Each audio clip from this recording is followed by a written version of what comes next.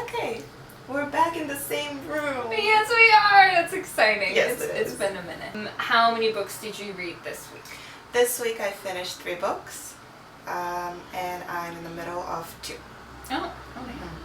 I finished 3 and I'm almost done 1. Cool. So you finished Beartown? I finished Beartown, I finished Us Against Them, and then, as it's been a tradition now for 2 weeks, I just threw another book that wasn't on my original TBR, and it's Call Me By Your Name. Oh, right, I forgot about that. Yes, that's exciting. So after Dig and Felix Ever After, I guess the next one I finished was The Watchmaker, Filigree Street. Because I was in the middle of it last time, and I was really enjoying it, and I talked about what it was about, and then I finished, so I had 90 pages left at the end at one point, and I was like, oh, I'm just going to read like 10 more pages and then go to bed. And then it was 11:30. I had finished the book. I was in tears and I was so like emotionally riled up that I couldn't fall asleep. And I kept like thinking of all the things and blah. And then I Googled whether it's available in German because I wanted my mom to read it. And it isn't, which is really sad. And then I was like, okay, I'm just going to tell her the entire plot in voice messages. So I sent her like a 40-minute voice message, just being like, and this is what happens in the book, and then this is what... So she knows the entire plot now. But yeah, and then I went to bed at like 1 p.m. on a school night. And I actually I didn't film anything at that point because I was like, I'm not going to make any sense. But yesterday in the office, I was like calm and collected, and I talked about it then. I thought that I could find some more flattering lighting somewhere in the office, but I can't. So shiny forehead it is. I wanted to talk about The Watchmaker, Filigree Street, because I finished it 3 days ago, and I still can't find the words to talk about it, because the second time around hit differently and even better than the first time. So it's now on my favorites shelf. So the main thing, I guess, that you need to know about the book is that it is a very slow read at first. The first 200 pages are quite slow moving, not that much plot development. It kind of shifts from the initial mystery of who left the pocket watch, who made the bomb, into more of the relationships and the intricacies of that. And there is a magical element that only comes through about halfway through the book, and it is my favorite. Maury is my favorite, one of my favorite literary characters of all time. I kind of want some sort of tattoo. But that's kind of all I can say about it without spoiling things. It is so beautiful. It is so funny. It's like witty and funny and just absolutely well crafted. Amazing. I told myself I wasn't gonna just say amazing for every book, but it's wonderful. It's so good. But I was just looking at fan art and it made me just so, oh my god, this book is making me feel a lot of things. And I kind of want an octopus tattoo now. You can put your audio voice messages in very excited German just to convey how much joy and emotions you were feeling at that moment. I could do that, honestly. If anyone wanted to know what the book is about, like, I'll send you voice messages. Yeah. I can like forward them on WhatsApp or whatever. So almost an audiobook version in German is available now. Sort of, but like very much like back and forth with a lot of squeals, and it was midnight, so maybe not the best like synopsis.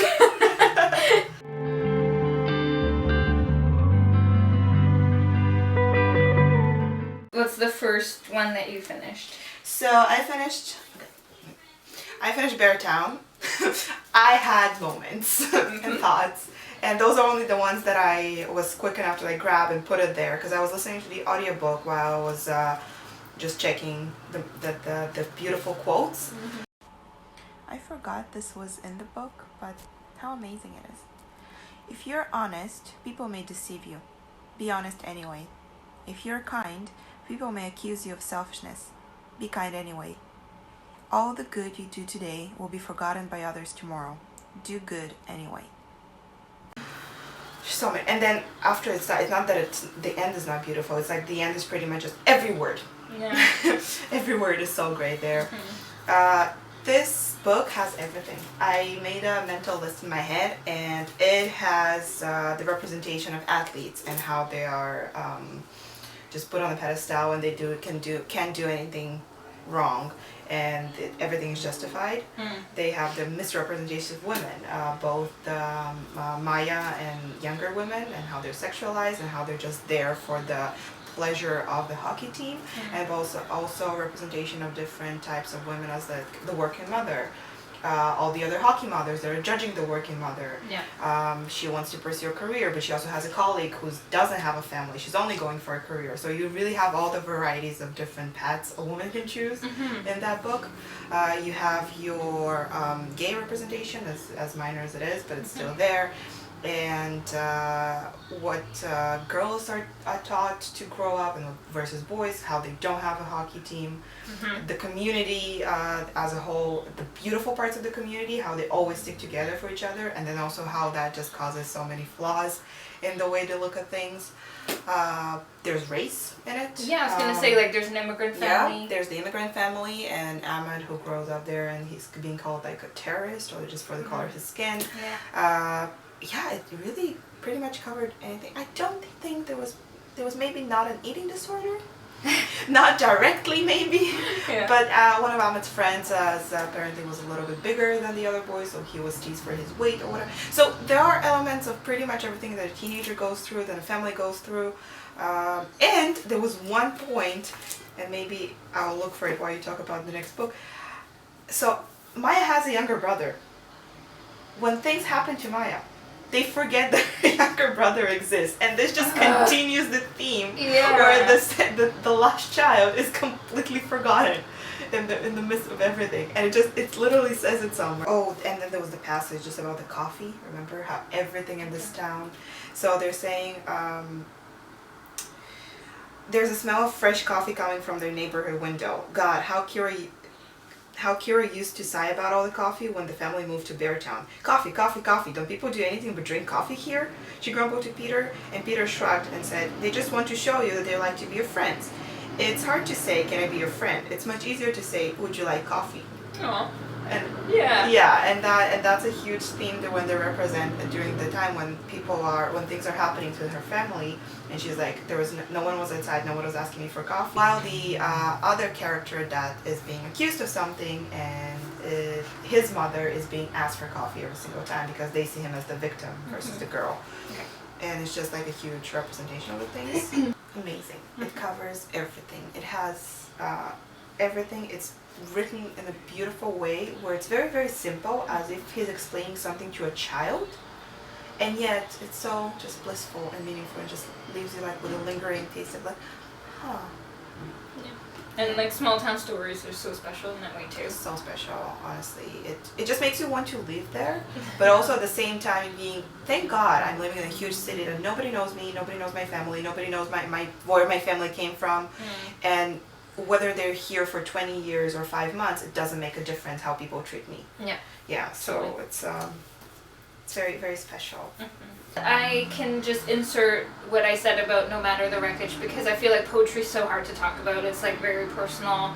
It works for me. It's one of my favorite poetry books, but like other people would read it, not connect to it at all, and just be like, oh, whatever. It's like, what I can say about it is that there's a lot of poetry that connects to her personal stories, and you know, whether you relate to it or not depends on if you are in the same situations, or if you can like kind of draw parallels between her life and your life.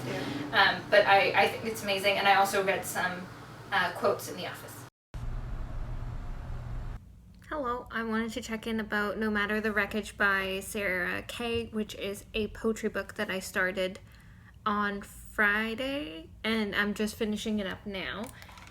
It is beautiful and wonderful, and the kind of poetry that's sort of personal, sort of universal. Like there's some love poems that anyone could relate to, and then there's some that are specifically for her growing up in like the city. So poems about her growing up in the city, her family, long distance relationships, her brother or her, my favorite actually of the poems is about the principal of her elementary school. It's beautiful and breathtaking and stunning and inspiring. Every time I read that book, I want to write all the poetry. And I'm going to just read you my favorite parts of certain poems. Not the whole poem, but certain parts. One poem has the words, "When I was still small enough to fit all of myself and worries inside a bathtub." One of the parts where she talks about her brother, he at some point asks their mom, "Does my name begin with the letter P because P is the 16th letter of the alphabet and I was born on June 16th? And Sarah, just Sarah, because S is the 19th letter of the alphabet and she was born on the 19th day of June?" And when Mom said no, you nodded your head and left the room mumbling to yourself, "Okay, just salt and pepper then." And one of my favorite quotes ever from any poem is, "My world was the size of a crayon box and it took every color to draw her." That's about her principal of the elementary school she went to. And then right after the perfection this was, and all of these perfect moments, I immediately started Us Against You, because this is the sequel and it's continuing the book. So why wouldn't you click immediately next episode on Netflix?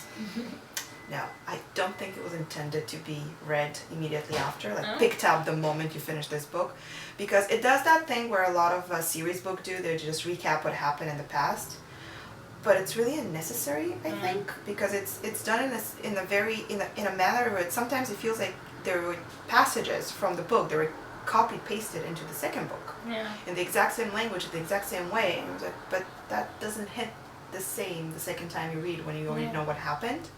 And also, I felt like this book, when you read about it, there are some moments when he uses that kind of cliffhangers where he goes, something's happening, and then he goes, in 5 years, the girl would be a grown woman. And you kind of get a piece with that, whatever happening right now, she's going to get over it, because in 5 years, she'll be fine. But then he picked those same characters just a few months later after what happened in this book, after everything went down in bits and pieces, and they kind of put themselves together in the end of the book. He took them out of that comfort and everything went bad again, and it just wasn't necessary. Maybe this is what happens in life, I don't know, but I didn't need that in my life. It just, every single person who was like kind of okay or like on a path to recovery, he just scattered them all over again, and they started going through other things. Like for the sake of a sequel. For the sake of a sequel, for the sake of the drama, for the sake of just... For example, one thing that I really enjoyed in this book is when what happens to the daughter happens, the parents stay together very united. They're not just blaming it on each other. Whatever they had going on with the mom's career and the dad's hockey, they just put it aside and they're there for their daughter, and they're united. And then in the second book, they just turn on each other. And it's like, why? You just went through so much together, and just because your daughter now is a little bit better, she's not completely recovered, but she's a little bit better. And it also took her out of the picture almost, because we kind of left her aside, being like, okay, so she's on her path to recovery. So it's more about her friend, what her friend is going through. And it's more about Benji, which is great because we love Benji, but he's going through so much shit. Like, he needs, just cut him a snap, give him a break. And he also introduces a few new characters who seems very important to the plot, but were nowhere to be found in the first book. Yeah, that's weird, because there's already like the whole town, the whole everything town very is centered. Main character. Yeah. So he introduces those new characters who you would think that when things were happening in the first book would have been involved, but there's no explanation why they weren't there. They're just picking up the pieces now when it's later in the book. I don't feel emotional attachment to these characters now, because they weren't there.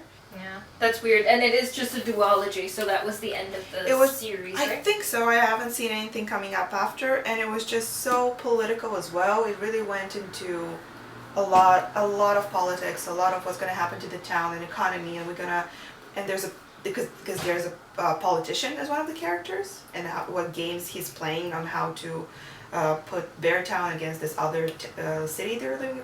So it was just, I didn't need that. Nobody asked for it. Why is it there?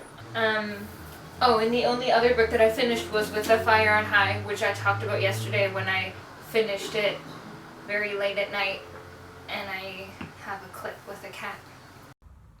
Hello. I just finished with The Fire on High. I thought it would be cute if Alistair was in the background, but he's not even looking at me. I just finished with The Fire on High by Elizabeth Acevedo, and I loved it so much the second time around as well. It's more of a light read compared to a lot of the other stories that feature Black young people in literature or YA right now. Which I think that's on purpose, and I think that's very awesome. Ooh, there's another kitty. I get so distracted. I think that's very important that we don't just have narratives about tragedy and always Black bodies dying and Black people facing all of these terrible things, because they do in real life, and I think it's important that we see that reflected, but there's also place for other stories. So I'm very happy that Imani, the main character, gets to go through some awesome experiences, has so much family support, and is just like such a badass, well-rounded character. She's amazing, like unapologetically herself.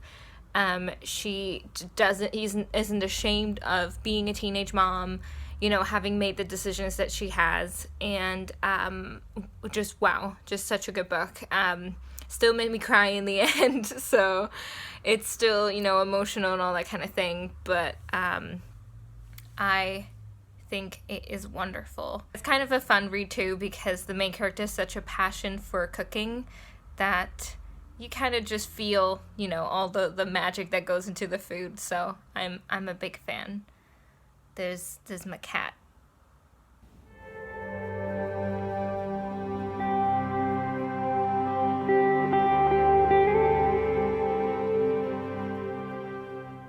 Oh, and then the third book that I finished is Call Me By Your Name. And again, I started the book, I put one note here, and it's literally the opening sentence, because I think the way this book opens is genius. And I didn't bother to put notes anywhere else, because this is like just pure poetry. Yeah, it was just like every page. Every page, every word. I gave it 4 stars. I think I did too, because I like the movie better. I stand by that. Did you watch the movie before the book? Yes. Oh, okay, so I gave it 4 stars, and I haven't watched the movie. I watched the movie for the first time earlier this year. Mm-hmm. I've been saving it. I've been saving the movie because I knew it's going to be great. Mm-hmm. But I gave it 4 stars, and I remember why. I think it was a little bit too graphic for me the first time around. Okay. And this time I just decided to rate it differently. So while it still was a little bit much for me, certain places, I think that's the point of it. I think it needed to be presented that way, because Elio's obsession with Oliver and it's like borderline obsession. It's not only he loves him with his whole heart. There are like paragraphs here where I was like, if that was a different situation, you'll get a restraining order against him. Yeah. Still, because it's so beautiful and so poetic and it's so romantic, you're almost like, let it slide.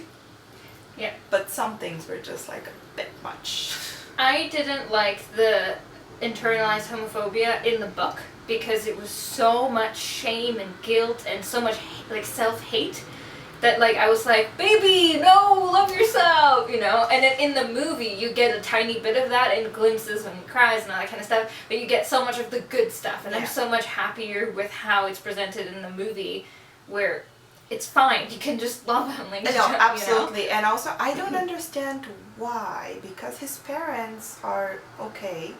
And the times obviously, but the only thing I could connect it to, so he mentions that so they're Jewish, right? And they live in Italy, but they're like the only Jewish people in that town. And then Oliver comes and he's very openly Jewish, and he's like how can he be that? Or like, can we do that? Can we be the same way?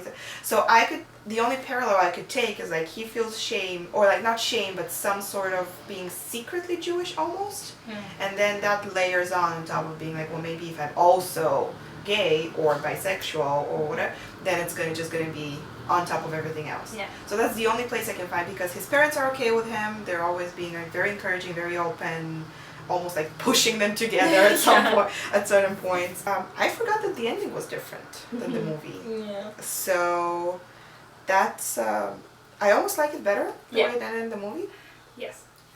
because... Wait, you like the book or the movies ending? Well, I like... Okay, so on an emotional level, I like the movie's ending better. Because it's so sad and it leaves a lot to like your family. Mm-hmm. But logically, I think I like the ending of the book. So they have this 10-year-old neighbor, and her name is Mimini, and she's a genius, but she has leukemia. And she comes visit them, and her and Oliver become really good friends. Like Oliver spends a lot of time with her, and she keeps writing him letters and everything.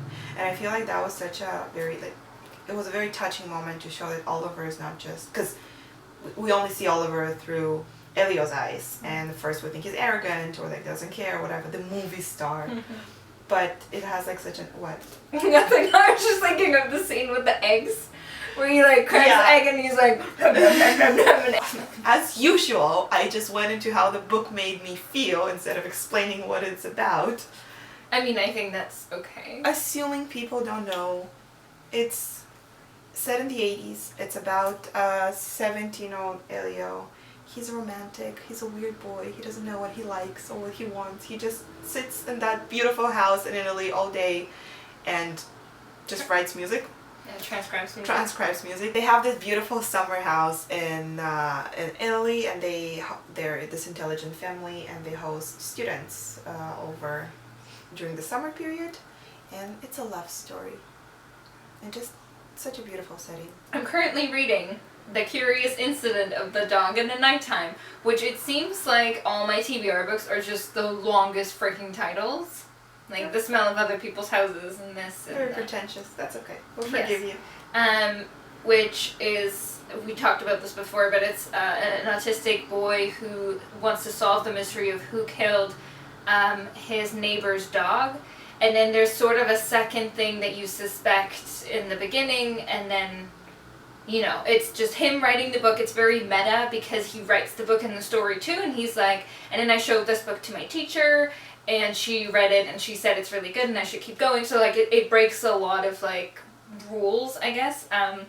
And there's a lot of math. He's very intelligent, and I wanted to read it again because I loved it the first time around.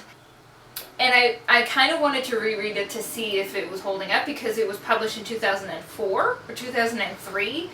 But so far there's nothing wrong with it. Like, you know, when I was looking for all the isms, and so far I haven't found anything other than he sees, like, the family unit of, like, a Mr. and a Mrs. and all that kind of stuff, and then talks about how when you become a wife, you know, you stay home with your husband and you cook for him, blah, blah, blah, or you do your job and then you cook for him. So, like, that whole whatever. But I mean, he doesn't really understand a lot of social intricacies and, like, how people communicate and how their faces tell their emotions and all that kind of stuff anyway. So it's not really condemning anything or condoning anything. It's just how he sees the world, and that's fair. Yeah, so, he has a logical explanation because, right, he's a very logical person. Yeah. There's rules for everything, and there's, like, formulas that everything fits in. So that's his way of seeing, Exactly. And in his social circle, that is exactly how it works. But other than that, it still holds up really well. I feel like I'm liking it just a little bit less, or I'm connecting to it just a little bit less than I did back then. I don't know why,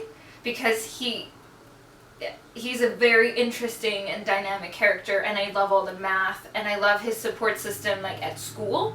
His teacher is, like, my favorite character. I love the way that she talks to him and, like, deals with everything. I don't like his dad very much, but it's the kind of thing where it's like, you know, he's trying his best, and it's just difficult for him. He doesn't maybe have the resources to help him cope with all the things properly. I don't know. I think it's cool. There's the two mysteries that there are in the book kind of get solved in the middle, and then the book kind of goes on a different route that I'm not a super big fan of, just trope-wise. But yeah, we'll see next week. I was just thinking the connection part when I was rereading Eleanor and Park, and I was again rereading it, looking for things. I think that what prevented me from connecting to the book as well, because I was almost scared to connect with it again in case I found something that was wrong with it. Right. So that was like certain I was keeping myself from loving it again because I was looking for things. Maybe, yeah. It could very well be that. So this week I thought instead of asking you just one question, we're going to do a blitz round where I ask you 10 very challenging would you rather. They're all related to books. and you just need to reply immediately, not thinking about the answer, just like whatever comes. And not explaining the answer, which is going to be difficult. You're not gonna explain the answer. You will get my reaction back, so I will be judging you and your answers. And you always are so much more prepared for these videos. I really appreciate that. That's how I contribute. Honestly, that's all I have. Okay, ready? I'm ready. You're ready. I'm ready. Would you rather have a friend who loses your books or one who dog ears them? Dog earing. Would you rather secretly love a book everyone else hates or secretly hate a book everyone else loves? Love a book that everyone hates because that's the elegance of the hedgehog.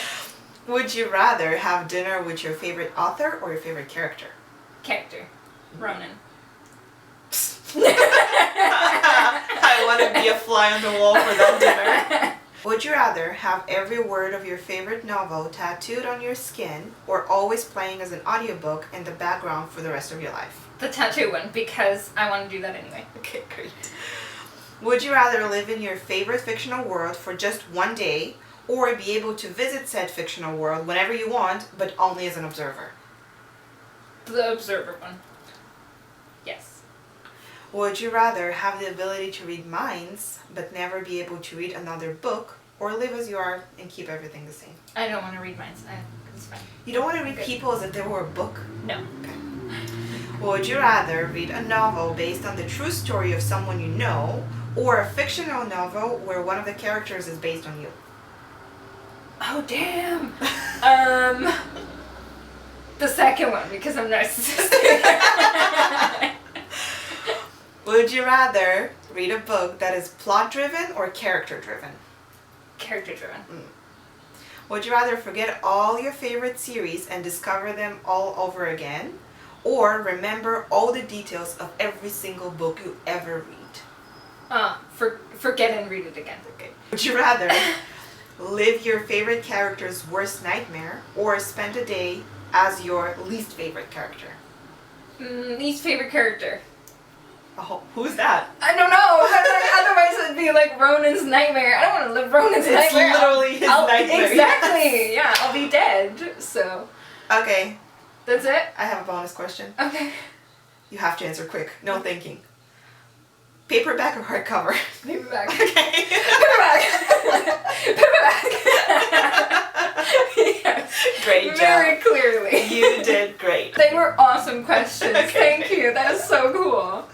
Yeah, Do because you there's still only... want to do a live show just for Sarah? Yes, just Sarah's gonna watch. Sunday at like 11 a.m. here, because then people are already awake, and then if someone wanted to watch from Germany, it would be So like now, but 8 just p.m. like just Yeah. Sunday. Yeah. Yeah. Yeah. Yes.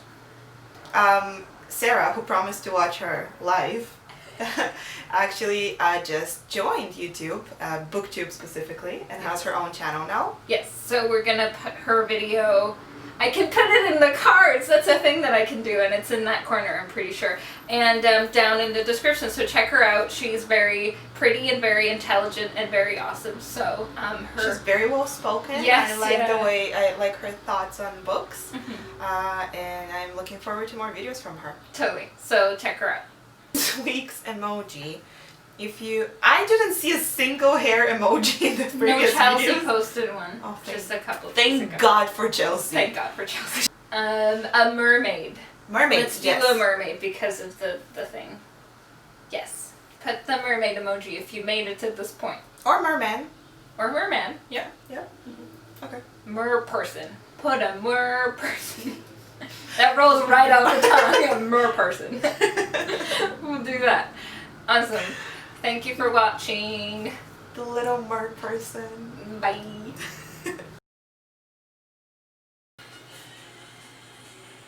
So, okay. That's me. If I'm not cooking for you, it means I love you. I don't want to poison you.